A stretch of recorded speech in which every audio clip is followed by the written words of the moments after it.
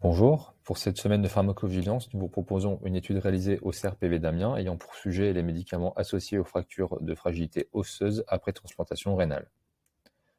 Commençons d'abord par un état des lieux de la bibliographie. On retrouve que les patients transplantés ont un risque fracturaire élevé avec une incidence fracturaire entre 8,1 et 14,1 pour 1000 patients année, qui engendre une augmentation du risque de mortalité, notamment pour les fractures vertébrales et de hanches.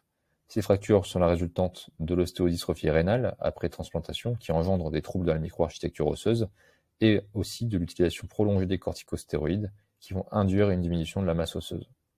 Pour cette raison, il est recommandé de réaliser une ostéodensitométrie après la transplantation rénale afin d'apprécier cette densité minérale osseuse qui est un déterminant majeur de l'ostéoporose. Elle est mesurée par absorptiométrie biphotonique au rayon X ou DXA au niveau de la hanche, du rachis lombaire et de l'avant-bras. Cette mesure permet le calcul du T-score, qui est la différence d'écart type entre la DMO du patient et la DMO moyenne d'un jeune adulte du même sexe. L'OMS propose d'ailleurs une définition de l'ostéoporose qui s'appuie sur ce T-score. Il est normal si supérieur ou égal à -1. Le patient est défini comme étant ostéopénique si le T-score est compris entre -1 et -2,5, et en ostéoporose si inférieur à -2,5. L'ostéoporose est même décrite comme étant sévère s'il y a également une notion de fracture associée. Il est tout de même important de noter qu'il est possible de présenter des fractures ostéoporotiques avec un T-score supérieur à -2,5, car l'autre déterminant majeur de l'ostéoporose, à savoir la qualité osseuse, n'est pas appréciable par mesure de l'ostéodensitométrie. L'exposition aux corticoïdes, on l'a vu, est un facteur de risque reconnu d'ostéoporose post-transplantation rénale. C'est aussi le cas en population générale, et on va aussi retrouver d'autres médicaments en population générale qui sont pourvoyeurs d'ostéoporose et ou de fractures de fragilité osseuse. On retrouve notamment des médicaments qui agissent sur le système cardiovasculaire, comme les diurétiques de Lens, les héparines et les AVK. Au niveau du système hormonal, donc en plus des corticoïdes, on va retrouver les analogues de la GnRH et les antiandrogènes, des antiaromatases et la lévothyrox. Au niveau du système digestif et du métabolisme, on retrouve les insulines et les IPP. Pour le système nerveux, les ISRS, les neuroleptiques, les antiépileptiques et les opioïdes. Enfin, on peut aussi mentionner les anti-infectieux avec les antirétroviraux.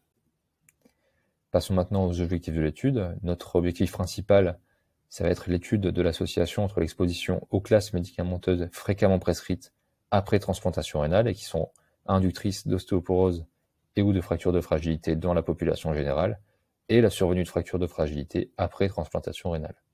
Ainsi, on va cibler ces classes médicamenteuses, donc les AVK, les insulines, les diurétiques de Lens, les IPP, les opioïdes, les ISRS, les antiépileptiques et les benzodiazépines. Concernant notre critère secondaire, ce sera d'étudier l'exposition entre ces classes médicamenteuses et les variations dans le temps des T-scores. Passons maintenant à la méthodologie de cette étude. Il s'agit d'une étude rétrospective de cohorte monocentrique menée sur des patients du CHU Amiens-Picardie. Étaient inclus les patients ayant eu une transplantation rénale entre le 1er janvier 2006 et le 13 février 2019. Les patients avec une période de suivi ou un retour en dialyse moins de 1 an après la transplantation étaient exclus. Au niveau des données recueillies, pour chaque patient, le jour de la transplantation, était relevé la présence ou non de facteurs de risque d'ostéoporose, le bilan biologique phosphocalcique, ainsi que les marqueurs de remodelage osseux. On prenait aussi en compte les données relatives à la maladie rénale chronique et à la transplantation. Au cours de la période de suivi était relevée l'exposition aux classes médicamenteuses d'intérêt, ainsi que la survenue de fractures et l'évolution du T-score. Pour ce faire, nous avions à notre disposition un grand nombre de données, à savoir pour commencer les bilans médicaux approfondis qui étaient réalisés 1 mois et 4 mois après transplantation, puis annuellement, les scanners abdominopelviens et les mesures de la DMO par DXA 1 mois et 4 mois après transplantation, puis tous les 2 ans. Toutes les ordonnances informatiques disponibles sur le dossier patient informatisé, ainsi que tous les autres comptes rendus éventuels d'hospitalisation ou lettres de consultation. La date de fin de suivi a été fixée au 31 octobre 2021. Les données étaient recueillies jusqu'à cette date ou jusqu'au retour en dialyse ou à la date du dernier bilan médical approfondi. Pour répondre à nos objectifs, le critère principal défini était la survenue d'une fracture au cours de la période de suivi et pour le critère secondaire, la mesure de l'ostéodensitométrie le mois suivant la transplantation avec au moins une mesure ultérieure. Au niveau des statistiques menées, des analyses univariées avec des tests usuels ont été réalisés afin de pouvoir comparer les deux groupes, à savoir le groupe fracture et le groupe sans fracture. Pour l'analyse du critère principal, des modèles de Cox avec covariables dépendantes du temps ont été construits. Premièrement, des modèles simples avec une seule covariable, qui était l'exposition à une classe médicamenteuse. Ainsi, un modèle a été créé pour chaque classe médicamenteuse. Dans un second temps, nous avons procédé à la pondération de ces modèles par l'inverse de probabilité des traitements via un score de propension. Et enfin, un modèle de Cox multivariable incluant l'exposition aux classes médicamenteuses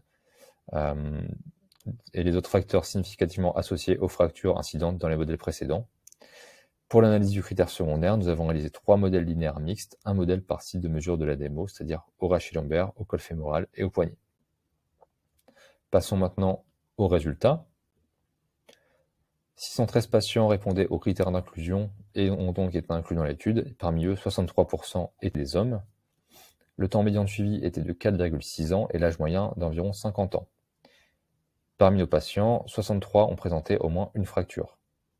L'incidence était de 16,9 fractures pour 1000 personnes l'année et l'étiologie principale qui expliquait la transplantation était la glomérulonéphrite. Par ailleurs, 25 transplantations étaient préemptives, c'est-à-dire avant avoir besoin d'une dialyse. Concernant notre population et ses caractéristiques, certaines caractéristiques cliniques au moment de la transplantation étaient associées à un risque accru de fractures incidentes. Il s'agissait de l'âge, du sexe féminin, de la dysthyroïdie, des antécédents de fractures avant transplantation, ainsi que des critères biologiques, à savoir les concentrations sériques faibles en phosphatase alcaline osseuse, en ostéocalcine et en PTH. Concernant l'exposition aux différentes classes médicamenteuses dans la population de l'étude, on retrouvait en majorité les IPP, suivis des diurétiques de Lens, des benzodiazépines, puis des autres classes médicamenteuses.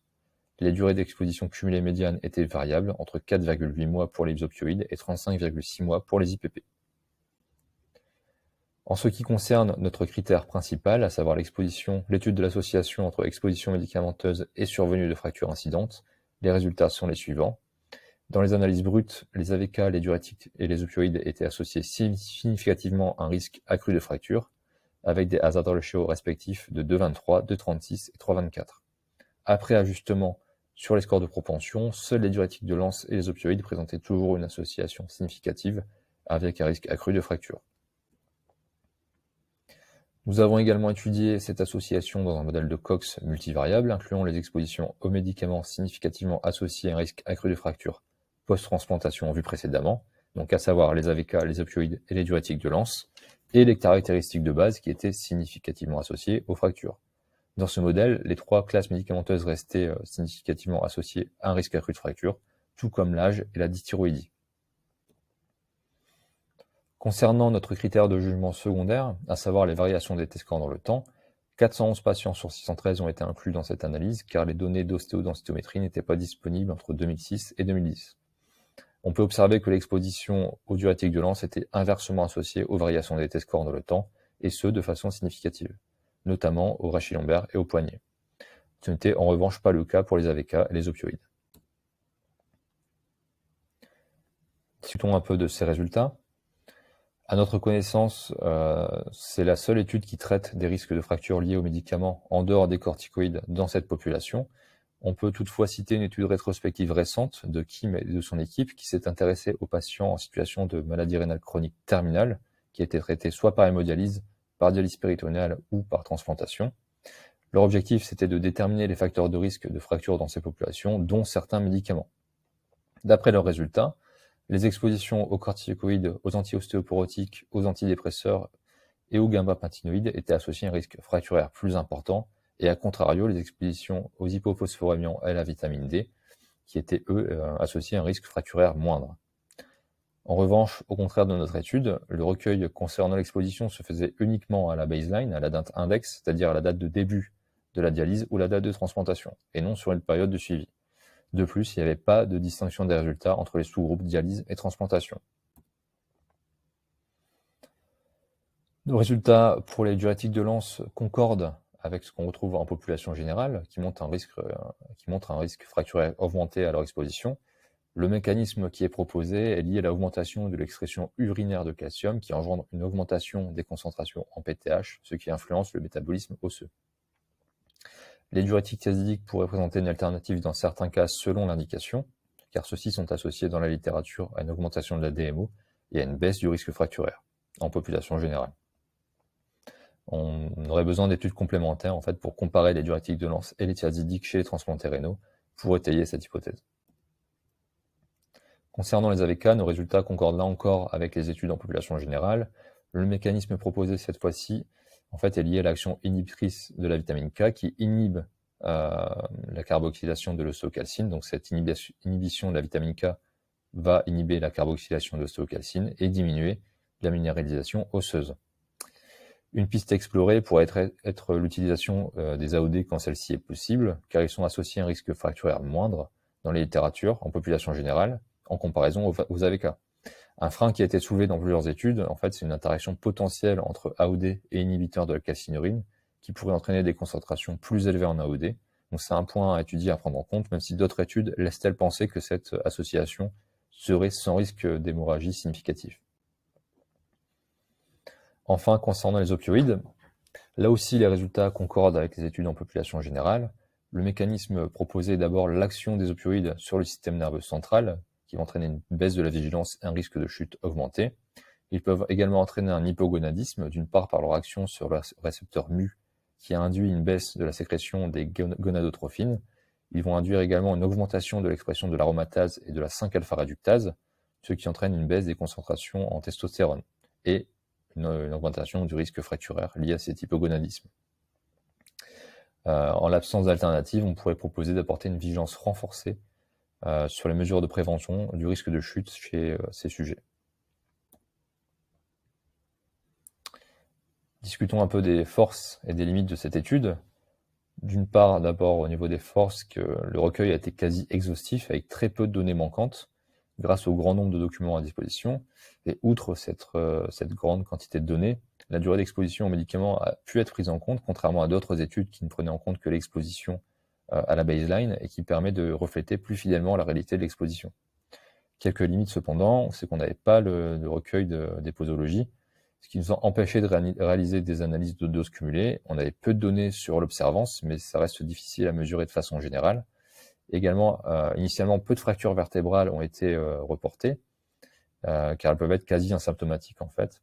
Une relecture des scanners a été réalisée et a permis de retrouver des fractures non diagnostiquées à la base, de manière rétrospective.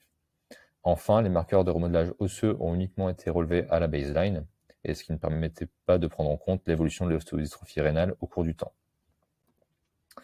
En conclusion, notre étude a donc pu montrer que l'exposition aux AVK, aux diurétiques de Lens et aux opioïdes chez les transplantés rénaux était associée à un risque fracturaire accru et que l'exposition aux diurétiques de Lens est également associée à une baisse des T-scores au niveau du rachis lombaire et du poignet au cours du temps. Des études complémentaires sont à mener pour confirmer ces résultats et pour évaluer d'éventuelles alternatives si nécessaire. Je vous remercie pour votre attention.